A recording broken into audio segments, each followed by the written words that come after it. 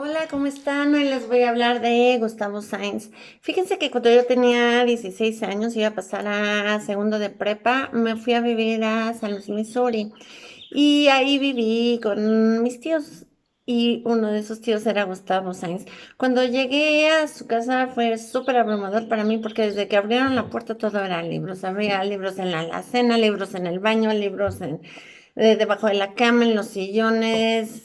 De verdad, parece que estoy exagerando, pero era algo abrumador. Ya con el paso de los años, pues me acostumbré a vivir también de esa manera, ¿no? Gustavo, yo creo que su más grande pasión era la literatura mexicana y la enseñaba con vehemencia, no solo a sus hijos o a mí, sino que a todos sus alumnos. Él fue profesor de la UNAM. De hecho, muchos escritores de hoy en día eh, tuvieron la fortuna de ser sus alumnos y hablan muy, muy bonito de Gustavo, pero bueno, después se va a la Universidad de Albuquerque, después a WashU en San Luis, Missouri, y después en donde pasa el resto de su vida es en Bloomington, Indiana. En todas estas universidades fue profesor emérito. Realmente enseñaba muy, muy, muy bien. Era un hombre súper comprometido, fiel a sus principios y apasionado totalmente no solo de la literatura, también de la cultura de México. Eh, Quizás es por ser tan apasionado es cuando sucede su autoexilio, ¿no? Porque resulta que él era director de la revista La Semana de Bellas Artes y publica un cuento que en aquel entonces no le gusta a la esposa de José López Portillo y dice que tenían que cerrar la revista. Él dice que ni más ni madres, total que le ofrecen $15,000 para que se vaya, dizque con una beca para preparar una plática sobre los dioses aztecas, y es un dinero que por supuesto que nunca le pagó el gobierno mexicano. Él mismo decía que era un chivo expiatorio de aquella época, ¿no? Que eran los años 70 más o menos. ¿Qué más les cuento? Bueno, nació en 1940, nació un 13 de julio, nació en la Ciudad de México, aprendió a leer muy, muy joven y su deseo por crear letras es que empieza a manifestarlo desde que era muy pequeñito. En secundaria ya quería hacer una revista escolar y después llega a Visión y ahí es jefe de información y es como empieza su carrera. Él estudia en la UNAM, primero en Derecho, pero se da cuenta que Filosofía y Letras es lo suyo. Entonces abandona la carrera de Derecho y hace el cambio a Filosofía. Su narrativa directa fue calificada en aquellos años como un parteaguas en la manera de novelar en México en aquellas décadas, ¿no? Que 70 y 80. A una corta edad, que tendríamos unos como 25 años, cuando se publica Agasapo, que es una obra que hoy en día ha sido traducida en 14 idiomas.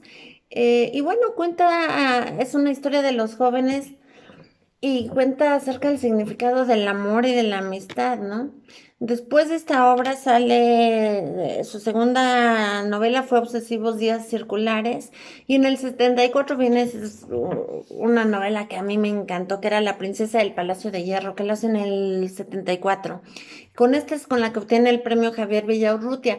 Y la protagonista de esta novela habla realmente de su vida, pero también de su vida y amores, pero mostrando un retrato de la juventud de clase alta, con sus maneras, sus formas, su lenguaje coloquial, incluso una estructura libre en la que él utilizaba las muletillas de la época, ¿no?